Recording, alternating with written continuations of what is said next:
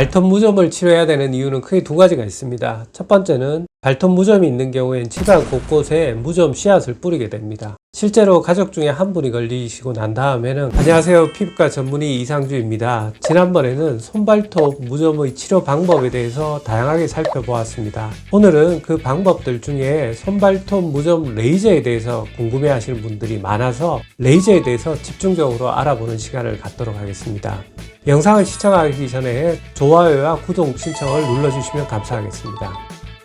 발톱 무좀 치료는 과거에는 많은 분들이 까다롭다고 생각했습니다. 하지만 최근에 손발톱 무좀 레이저 치료 방법이 나오고 나서는 많이 쉽게 치료가 가능합니다. 특히 과거에는 손발톱 무좀에 먹는 약이 효과적이지만 먹는 약을 못 먹는 사람들이 있습니다. 임산부나 아니면 간 질환이 있는 경우, 또 술을 자주 드시는 경우에는 먹는 약을 먹지 못해서 발톱 무좀 치료를 포기하는 경우도 많았고요. 또 바르는 약이 있었지만 효과가 좀 떨어져서 치료를 하다가 중간에 포기하신 분도 많았습니다.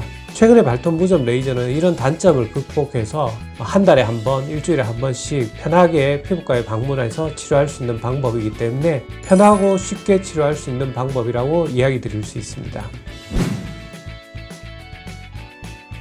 발톱 무좀 레이저는 최근에 나온 레이저로 크게는 두 가지 그룹으로 나눌 수 있습니다. 첫 번째는 ND-ARC 레이저를 이용하는 것이고요. 두 번째는 저출력 레이저를 이용하는 것입니다. 국내에 ND-ARC 레이저를 이용하는 발톱 무좀 레이저로 허가된 것은 두 가지 종류가 있는데요. 제일 유명하고 제일 오래된 것이 핀포인트 레이저라는 것입니다.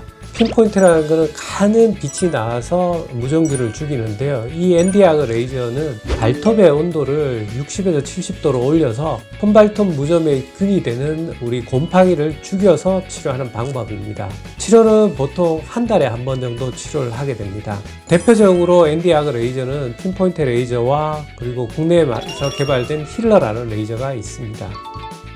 두 번째 그룹은 저출력 레이저를 이용하는 방법입니다. 출력이 낮은 것으로 해서 무좀균에 있는 활성산소를 유도해서 무좀균을 죽이는 방법인데요. 열을 이용하지 않는 방법이라서 통증은 조금 적은 것으로 되어 있습니다. 다만 초기의 무좀에 좀 더 효과적인 것으로 알려져 있고, 대표적인 것은 오니코 레이저와 루눌라 레이저라는 것이 있습니다.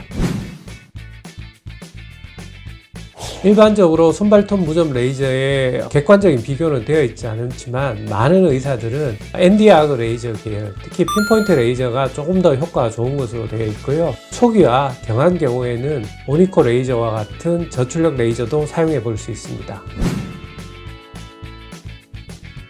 일반적으로 보통 레이저 치료는 마취가 필요한 경우가 있지만 손발톱 무좀 레이저 치료는 마취가 필요 없습니다.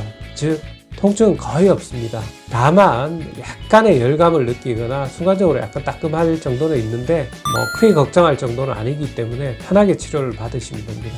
참고로 통증 때문에 손발톱 무좀 레이저 치료를 포기하시는 분은 전혀 없습니다. 걱정 안 하셔도 됩니다.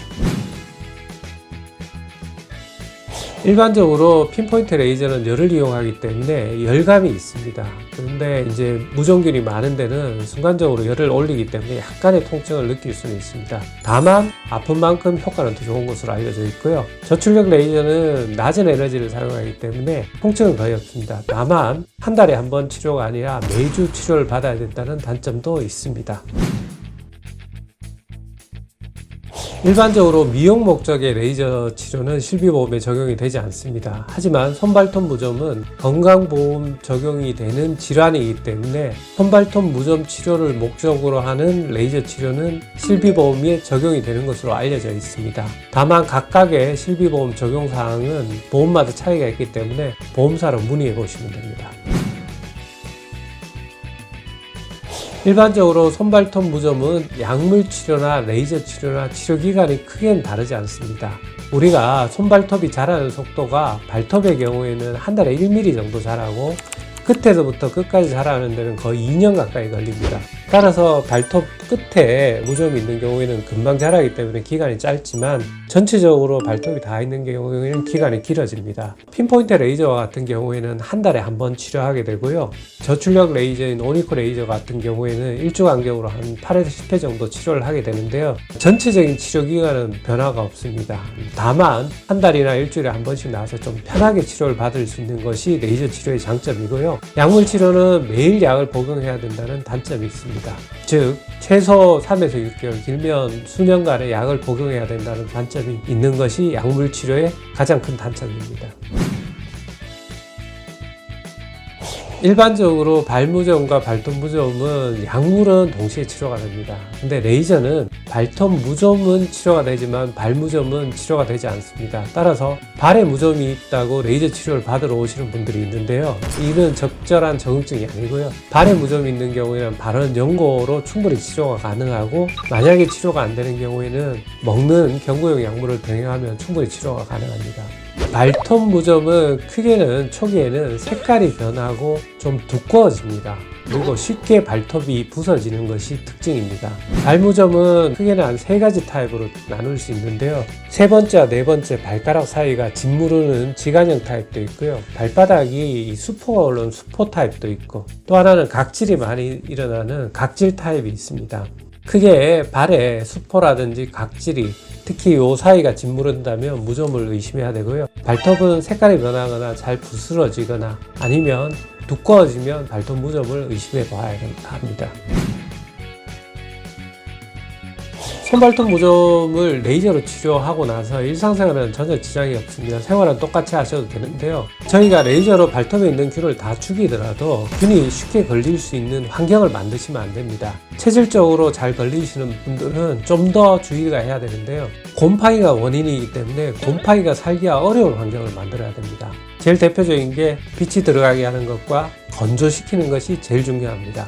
또 양말은 우리가 세탁하고 빨면 거기 있는 곰팡이는 어느 정도 죽기 때문에 자주 세탁해서 쓰셔야 되고요. 신발이 문제인데 신발은 축축하지 않고 건조시키는 게 좋고요. 또 최근에는 신발 안에 적외선이나 자외선을 이용해서 균을 죽이는 장비도 나와 있기 때문에 이런 장비를 병행하는 것도 도움이 됩니다.